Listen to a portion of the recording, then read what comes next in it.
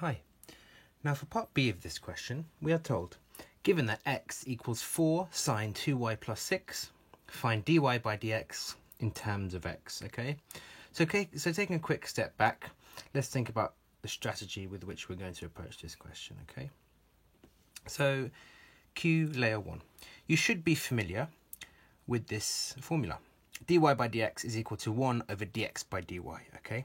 Because we've been given a function x in terms of y, when we differentiate this, we're going to get dx by dy, okay? And the question wants dy by dx. So we're going to have to use this formula in order to change our derivative, dx by dy, because of the way the function was given in the question, to dy by dx, okay? So we can satisfy that part of the question, okay?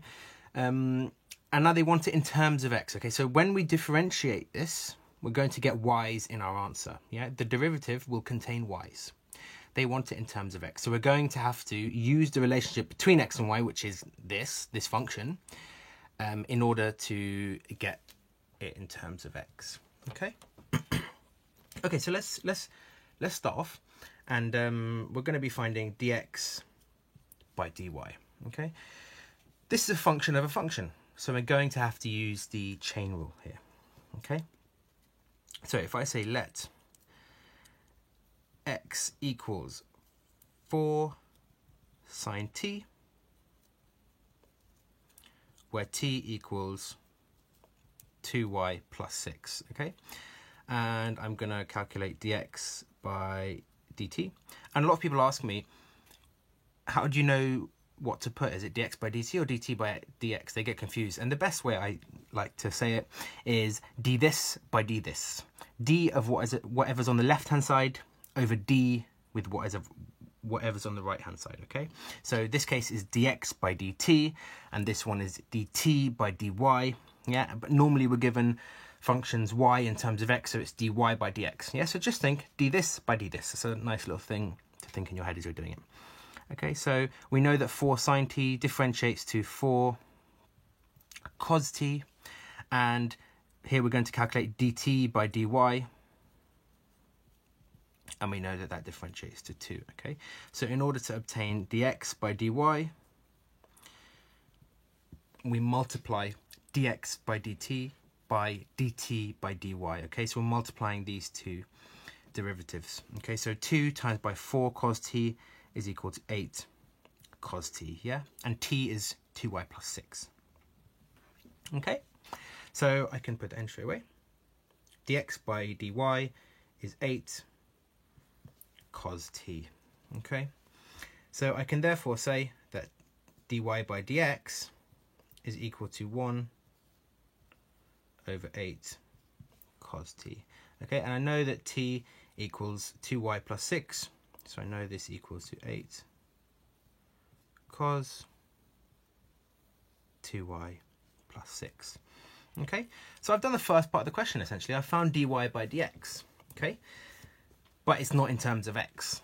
Yeah, like I was saying at the beginning of the video, we're going to have to change this to get it in terms of x now. So what's the relationship between x and y? Well, it's handy. They've given it to us right here. It's the function they gave us initially. And I'm going to look at this and see what I could possibly do. Okay, so there's a sine and there's a cos. And we know relationships between sine and cos. Queuing layer 2. We know from the identity. You should know this identity and should be familiar with it. Sine squared t plus cos squared t is identical to 1. Okay, so that's a relationship between sine and cos we can use to get our derivative in terms of x now, okay? So if I write down the function, x equals 4 sine t, and I can even put here where t equals 2y plus 6, okay? Just in brackets. Now if I divide by 4 and square both sides in order to get it similar to how it is in the identity, I am left with x over 4 squared equals sine squared t, okay? Now I know that sine squared t is identical to 1 minus cos squared t, okay? So if I expand this bracket here, I'm left with x squared over 16.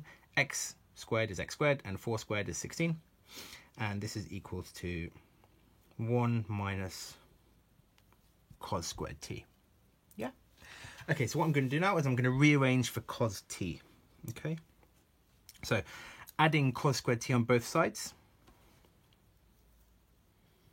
Cos squared t plus x squared over 16 equals 1. Now minusing x squared over 16 on both sides, I'm left with cos squared t equals 1 minus x squared over 16. Okay. What I can do now is I can square root both sides. So the square root of cos squared t is cos t, and I'm left with the square root of 1 minus x squared over 16. Yeah? Okay, so what I'm going to do now is I'm going to take the part that's under the square root, 1 minus x squared over 16. I'm going to do it quick, and I'm going to find a common denominator, okay? So 1 as a fraction is 1 over 1, and if I times the top and the bottom of this fraction by 16, I can obtain my common denominator. So I can rewrite this as 16 minus x squared over 16, yeah, which is now common between them, so I can put it under one denominator. Okay, so I can replace the part under the bracket with 16 minus x squared over 16, and we need to remember that this is plus or minus. Very important to remember that. Okay, because the square root has two results.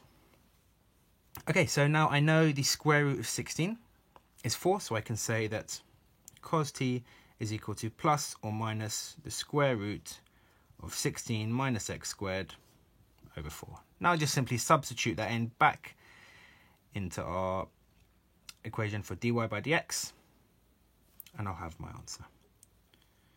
dy by dx is equal to 1 over 8 brackets plus or minus the square root of 16 minus x squared